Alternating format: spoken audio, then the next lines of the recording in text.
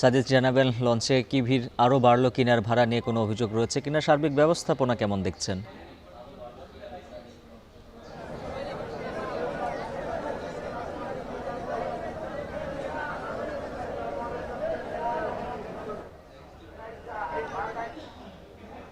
ঈদ যত ঘনিয়ে আসছে, ঈদ যাত্রায় যে ঘরমুখো মানুষ, সেই মানুষের চাপ কিন্তু বাড়ছে। আমরা লঞ্চ ঘাটে রয়েছি, সদরঘাট, যেখান থেকে দক্ষিণবঙ্গের মানুষের যে চাপ, সেই চাপ কিন্তু বেড়ে চলেছে। বিশেষ করে বিকেলবেলা এই সময়টায় বেশি চাপ দেখতে পাচ্ছি আমরা। গতকালকে তুলনায় আজকে কিন্তু মানুষের যে আনাগোনা সেটি কিন্তু অনেকটাই বেড়েছে এবং লঞ্চগুলো সারিবদ্ধভাবে এখানে রাখা আছে। সেগুলো ইফতারের পরেই ছেড়ে যাবে, সেগুলোর সময় নির্ধারণ করে দেওয়া আছে।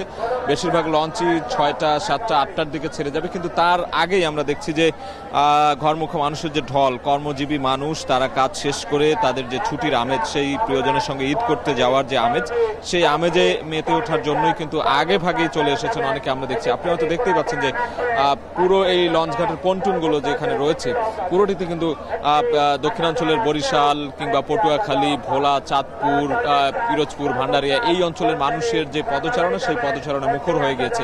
মাইকে ডেকে ডেকে কিন্তু বলা হচ্ছে যে কোন লঞ্চ কখন ছাড়বে, কোন এলাকার লঞ্চ, সেটি কিন্তু মাইকে যাত্রীদেরকে আহ্বান করা হচ্ছে সেভাবে। এবং এখান থেকে সময় মতো ছেড়ে যাওয়ার জন্য যে সেই তারা কিন্তু অভ্যন্তরীণ নৌ কর্তৃপক্ষ মাঝে মাঝে মাইকে এখানে ঘোষণা করে দিচ্ছে যে যেটি যখন ছেড়ে যাওয়ার কথা সেটি যেন সময় মতোই ছেড়ে যায়, সেই বিষয়টি লক্ষ্য করা হচ্ছে, সেই বিষয়টি তদারকি করা হচ্ছে। এবং ভাড়ার বিষয়টি নিয়েও কিন্তু গতকালকেও কোনো ধরনের অভিযোগ ছিল না, আজকেও তেমন কোনো অভিযোগ আমরা পাইনি। সবাই স্বতঃস্ফূর্তভাবেই তাদের নিজ নিজ গন্তব্যে প্রিয়জনের সাথে ঈদ করার যে যাত্রা, সেই যাত্রায় সামিল হওয়ার জন্য এই সদরঘাটে আসছেন। এবং এখানকার যে লঞ্চগুলো রয়েছে সেগুলো একটা একটা করে একের পর এক ছেড়ে যাবে বলে আমরা জানতে পেরেছি। এখন পর্যন্ত 40টির বেশি লঞ্চ 37টি রুটে ছেড়ে যাওয়ার খবর আমরা পেয়েছি।